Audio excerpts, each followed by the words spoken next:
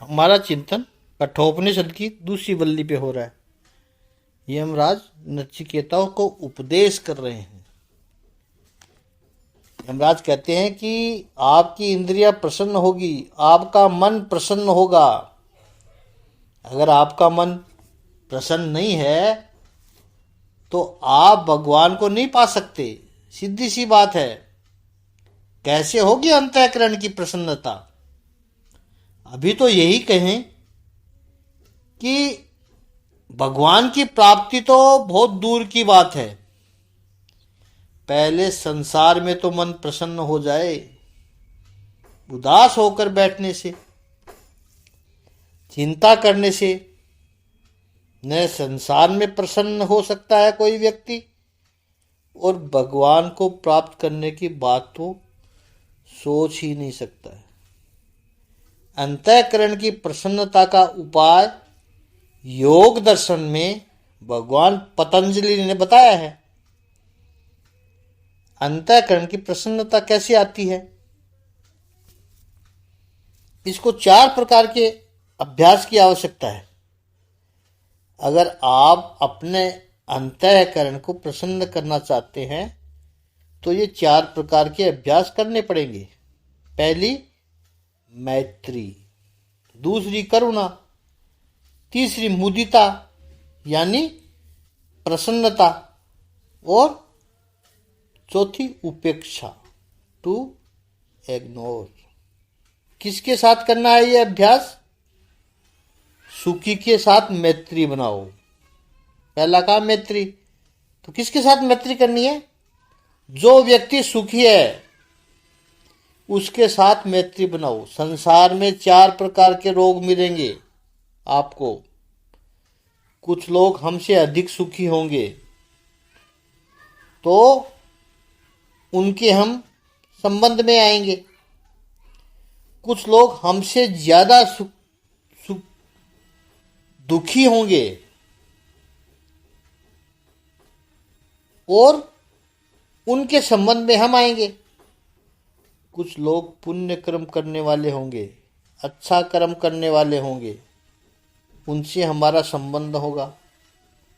और कुछ लोग पापी होंगे। अपुण्य शब्द प्रयोग किया है भगवान पतंजलि ने, यानी जो अच्छा काम नहीं करने वाले होंगे। यूं कहें कि जो काम अच्छे नहीं है उन कामों को करने वाले होंगे। हमसे जो सुखी हैं उनके साथ मैत्री रखो। जीवन में सुख मिलेगा, आपको प्रसन्नता मिलेगी। जो हमसे 2 कदम आगे चलते हैं किसी भी क्षेत्र में, आर्थिक क्षेत्र में हो, सामाजिक क्षेत्र में हो, किसी भी क्षेत्र में जो हमसे 2 कदम आगे हैं। सामान्य मनुष्य क्या करता है? जो हमसे आगे है उनके प्रति ईर्ष्या रखता है और वही हमें दुखी करती है। उनसे मैत्री रखिए।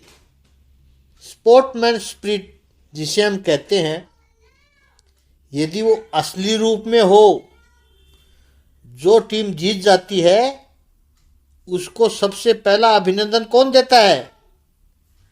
दूसरी टीम के हारे हुए लोग देते हैं। आज तुम जीते हो, यू प्लेड वेल। क्या हुआ इससे? हारने का दर्द दूर हो गया थोड़ा। जब किसी को एप्रिशिएट करने गए, आपने ये सिद्ध कर दिया कि आपके मन में ईर्ष्या नहीं है। दूसरी बात, सामने वाले के मन में आपके प्रति तिरस्कार का भाव भी नहीं आएगा। अगर आपसे आगे जो चल रहा है उस व्यक्ति के साथ मैत्री करोगे और हृदय से करोगे, याद रखना आपने ईर्ष्या की तो तुरंत सामने से तिरस्कार आएगा। पता चलता है। आप मुंह पर कितना भी हंसी लेकर जाओ, खुशी लेकर जाओ उसके सामने, लेकिन आपके हृदय में जो ईर्ष्या है उसकी तरंग बहुत पावरफुल है, वो उसके पास पहुंच जाते हैं। आपने ईर्ष्या की, वो तिरस्कार करना शुरू कर देता है। अशांति आ गई। सुखी के साथ मैत्री करो, भगवान पतंजलि कहते हैं। उससे सीखने को भी बहुत मिलेगा। दूसरी बात, जो दुखी है उसके साथ करुणा करो। दुखी के साथ करुणा करो। दया नहीं कहा है, करुणा कहा है। दया बड़ी इनएक्टिव होती है, आती भी है और चली भी जाती है। करुणा स्थायी भाव है, करुणा एक्टिव है। दया केवल शब्दों से व्यक्त हो जाती है, देखो बेचारा कैसा है, दया हो गई पूरी। करुणा में आप अरे अरे बेचारा नहीं कहोगे, उसके लिए कुछ काम करोगे। करुणा में क्या होगा कि जो व्यक्ति दुखी है, आपसे 2 कदम पीछे चल रहा है, उसके प्रति जब करुणा रखोगे तब उसमें 2 बातें होती है।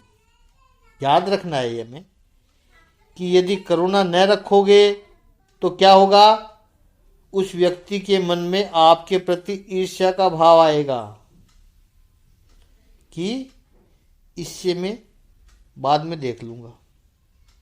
आ गया ईर्ष्या का भाव। और यदि उसका तिरस्कार करोगे तो वो आपसे बैर बांधेगा, क्योंकि आपकी तिरस्कार के तरंग उसके पास पहुंच जाते हैं। वो कहेगा देख लूंगा भाई, मेरे पास शक्ति आने दे।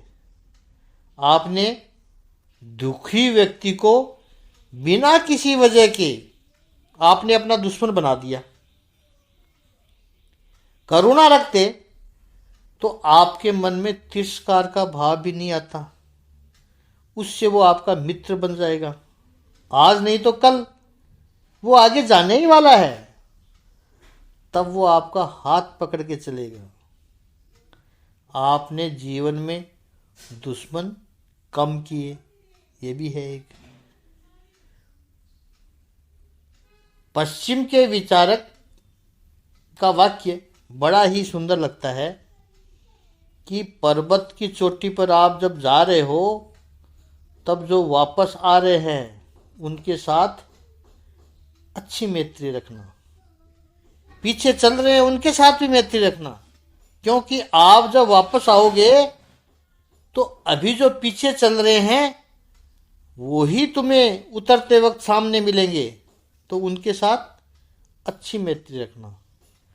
तो सुखी के साथ कहा मैत्री, दुखी के साथ करुणा, और पुण्य कर्म करने वालों के साथ, अच्छे कर्म करने वालों के साथ मुदिता, यानी अपनी प्रसन्नता व्यक्त करो। कहो कि आप बहुत अच्छा काम कर रहे हैं, इससे बहुत आनंद आ रहा है हमें। कुछ लोग ऐसे होते हैं जो बिना किसी कारण के जो अच्छा काम करते हैं उसका विरोध करते हैं। अच्छा काम हो रहा है, तुम्हें क्या ऐतराज है, प्रसन्न रहो। उनका सिद्धांत यह होता है कि यदि मैं तुम्हारे साथ में नहीं हूं तो आपका विरोधी हूं, साथ में होगा तो तेरा स्वागत है, साथ में नहीं है तो शांति से खड़ा रहे। न जाने कैसी वृत्ति होती है इनकी। सत्कर्म करने वाले लोग हैं, उनसे प्रसन्नता होनी चाहिए।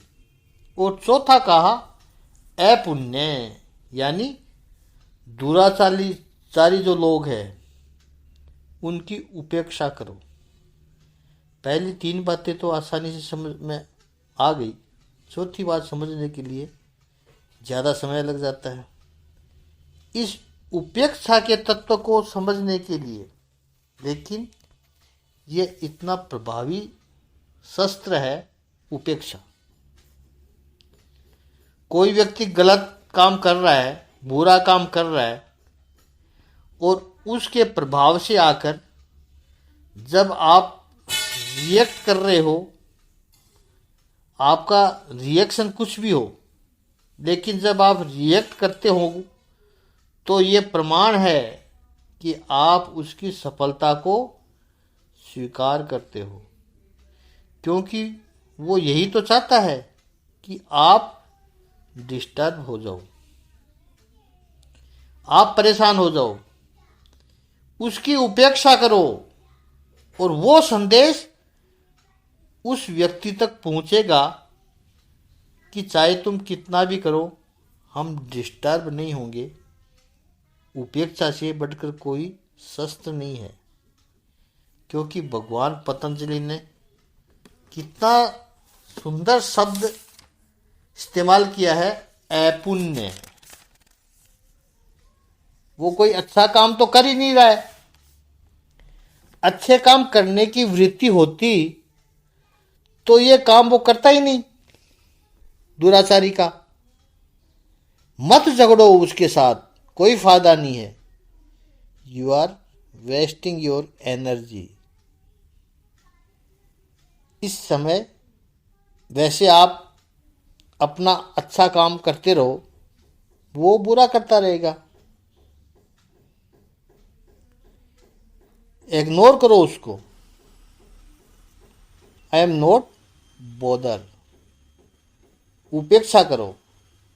याद रखना है कि दुराचारी व्यक्ति जो भी करता है वो जानता है कि ये गलत काम है। उस काम को करने में उसकी अपने मन की शांति नहीं है, इसलिए वो कर रहा है कि वो आपको भी अशांत करना चाहता है, और आप अशांत हुए तो वो तो अपने उद्देश्य में सफल हो गया। उपेक्षा करो उसकी। आप अपनी अच्छी प्रवृत्ति में लगे रहो। धीरे धीरे आपको पता चलेगा कि उसकी वो छटपटाहट बंद हो जाएगी, क्योंकि उसकी हरकतों का आप पर कोई असर ही नहीं हो रहा है, और ये भीतर से होना चाहिए। कई बार हम क्या करते हैं कि भीतर से तो हम डिस्टर्ब हो जाते हैं, लेकिन बाहर से दिखाते नहीं हैं। बल्कि यूं कहो, ऐसा तो हो सकता है कि बाहर से दिखाना है दिखाओ, लेकिन भीतर से डिस्टर्ब मत हो। अंदर से बिल्कुल स्थिरता हो। महापुरुष अपना अनुभव कहते हैं। पहली 3 बातें बड़ी सरल है। दूसरे को सुखी देखना अच्छा लगता है। सामान्य जीवन भी जिया है, ईश्वर की कृपा भी देखी है। दूसरों का सुख देखा, प्रसन्नता हुई। दूसरे को दुख देखकर करुणा स्वाभाविक है।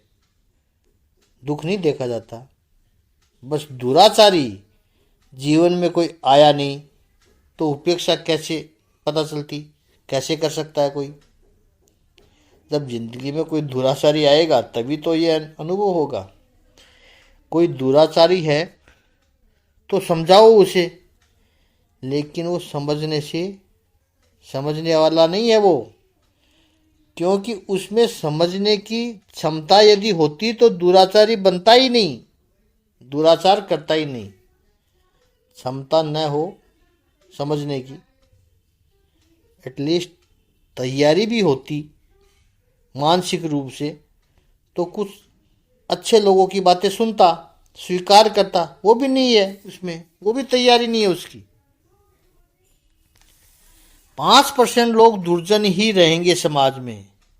हरणाकश्यप प्रवृत्ति वाले लोग दुर्जन ही रहेंगे। क्या करो? तो भगवान पतंजलि ने कहा, उनकी उपेक्षा करो। आगे का चिंतन कल करेंगे। ओम श्री समाधि मग्न महापुरुष देवाय नमः। ओम आनंद कंद भगवान की जय। ओम श्री शांतिमय भगवान की जय।